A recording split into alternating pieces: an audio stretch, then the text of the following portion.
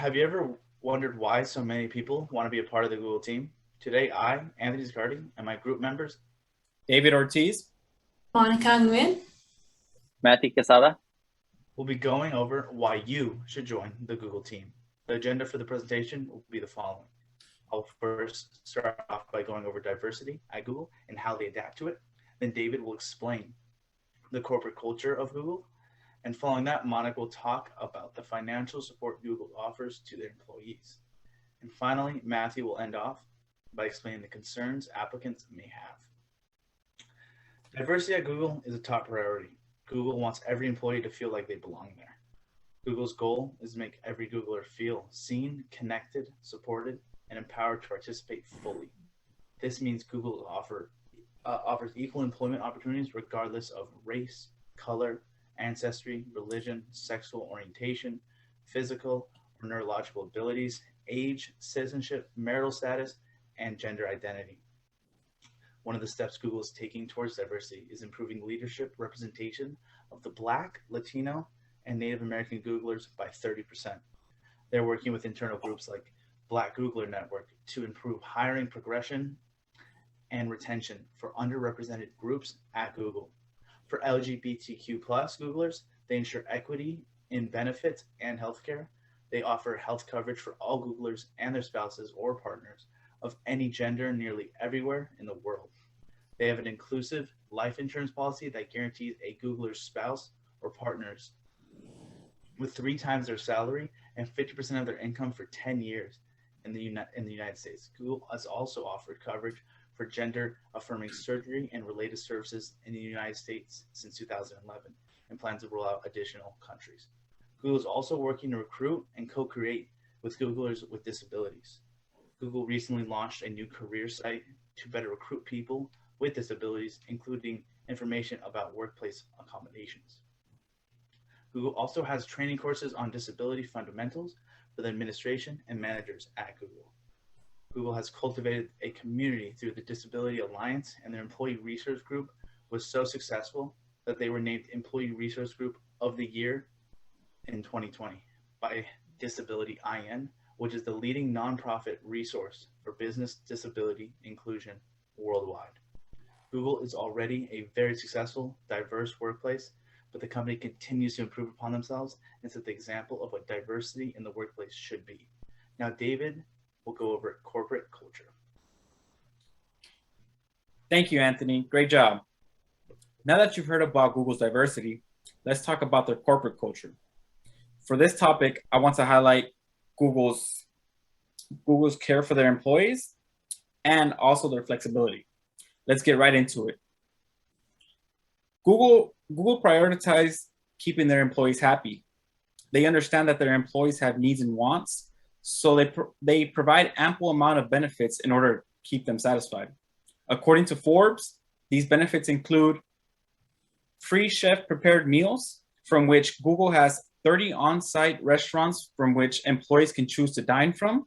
They also include a free health and dental program. Yes, you heard me correctly. Free health and dental program. We all know how hard it is to find an affordable health and dental program. They also have nap pods, in which employees can schedule a 30-minute appointment where they can rest in order to replenish their energy for the rest of their workday. They also have a game room where employees can go play pool, foosball, and ping pong, and many more other games that they have within the game room. Lastly, they have on-site physicians. These physicians take care of employees' wellness and also advise them on any health or dietary concerns that they may have. Next, I want to talk about Google's flexibility. Google has implemented a hybrid work schedule. This means that employees work 3 days in the office and 2 days remotely from any location where they are most productive. This gives the employee a sense of control over their work environment. This will allow their creativity to flourish while still maintaining that productivity. According to Bloomberg, Google Google has approved 85% of 10,000 applicants who have applied to continue to work remotely, or applicants who have applied to transfer to a different office. This really showcases the flexibility that Google has between their workers in order to keep them satisfied. Now that I have concluded my main topics, I'm going to pass it on to Monica, who is going to talk about the financial support of Google. Thank you so much. Monica, take it away. Thank you, David. I will be talking about the financial benefit of working at Google. So Google have a lot of support for becoming fiscally fit. The company provide compensation and programs that will give employees a sense of a stable financial security. So starting off with compensation, Google offer high salary even at the lower levels of work experience. So for example, entry-level accountant average salary is just about $40,000 per year, but in the US, but Google accountants are actually paid over $100,000 on average. This is according to Indeed.com reported salaries and levels, FYI, in different levels of work experience by workers at Google. So with all the bonuses and stock options that are paid by the company, an accountant at Google can actually receive up to $140,000 per year on average compensation. Aside from that, Google also offers great retirement plans, such as the 401k savings, that they will match it to either 100% of contributions up to $3,000 or 50% contributions that is up to IRS limits per year. They also offer equity compensations, which are non-cash pay offered to the employees in the form of stocks.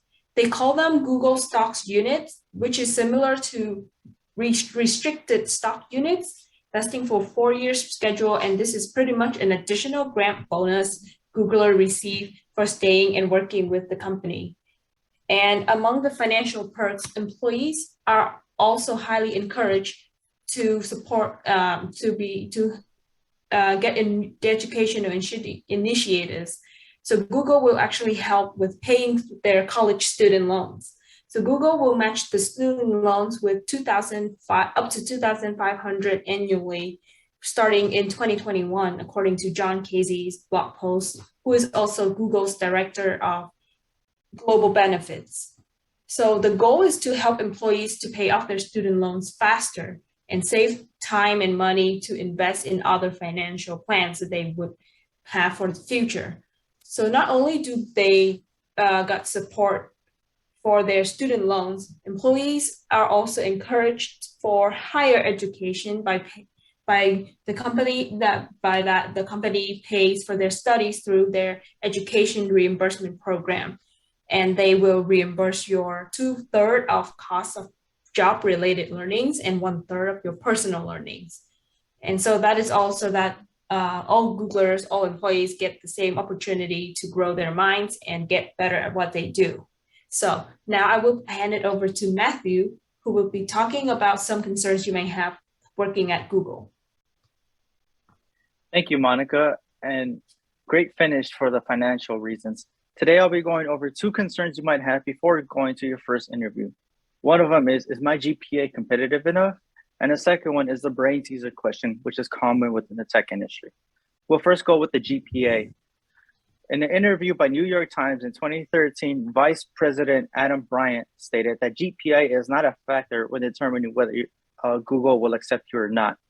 For example, in an internal study codenamed Oxygen, analytical groups analyzed different variables that Google could use for innovation. One study they conducted was 2 groups competed against each other. One group contained B average students, and the other one contained A average students. These 2 groups competed, and the results were that the B average students were actually more productive. The reason for doing this is the B level students had more of an emotional connection that were able to drive innovation. Another reason as well is that the classroom setting does not translate well into real world experiences. Another concern you might have is the brain teaser question, which is common within the tech industry. These questions are, for example, how many golf balls fit in an airplane, or how many gasoline stations are there within this city? Google has found that these questions are actually not useful for the interviewer. Instead, they ask behavioral questions. These questions can be, for example, name how did you overcome a difficult analytical study, and also name an experience when you had a difficult analytical study. These type of questions allow the interviewer to get inside the head of the interviewee and determine whether he or not is the best candidate for Google. Now that I have addressed some concerns, I'd like to recap what we've gone over today. We first started off strong with diversity and inclusion provided by Anthony. Next, David provided the company culture and the flexibility, and Monica ended off with the financial support that Google offers, such as 401k and compensation. To end it, if you would like to be part of an innovation team that provides answers with one click, join the Google team today and become a Googler. Thank you for your time.